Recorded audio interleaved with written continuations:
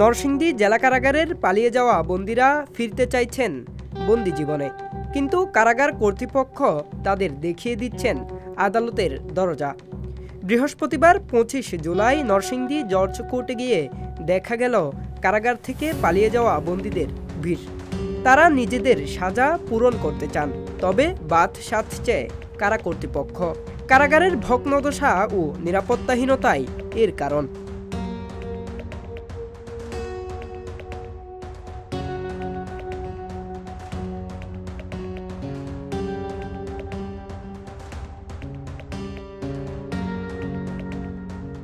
উনিশ জুলাই কারাগার ভেঙে পালিয়ে যাওয়া 826 কয়েদি পরের দিন থেকেই একে একে ফেরত আসতে শুরু করেন।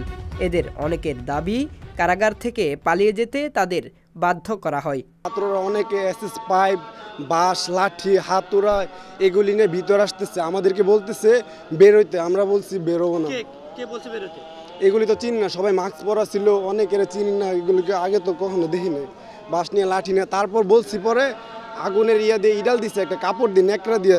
তারপরে এই যে আমার এখানে পড়ছিল, এই যে এই জায়গাটায় পড়ছিল, ঠসা পড়ে যায়। তারপর 2 দিন অনেক জ্বালা পোড়া করে।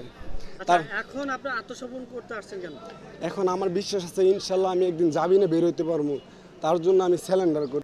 ঘটনার দিন চারদিক থেকে ঘেরাও করে অস্ত্রাগার ও কারারক্ষীদের কাছ থেকে দুর্বৃত্তরা লুট করে 85টি অস্ত্র এবং 8150টি গুলি।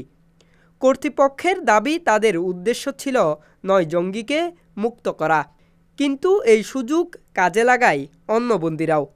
পালিয়ে যাওয়া 9 জঙ্গিদের 2 জন এরই মধ্যে গ্রেপ্তার হয়েছেন।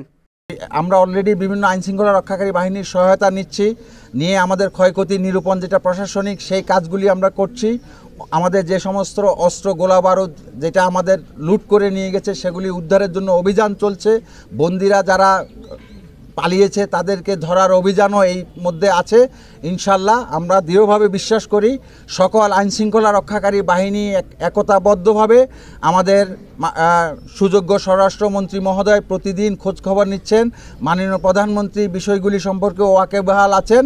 আমরা অতি দ্রুত সময়ে পরিস্থিতিটাকে স্বাভাবিক করাটাই আমাদের জন্য বড় চ্যালেঞ্জ। ইনশাল্লাহ আমরা এই লক্ষ্য অর্জন করব। গত 20 জুলাই থেকেই আদালত চত্বরে একে একে ভিড় করতে দেখা যায় পলাতক কয়েদিদের। এরই মধ্যে আত্মসমর্পণ করেছে প্রায় 400 কয়েদি।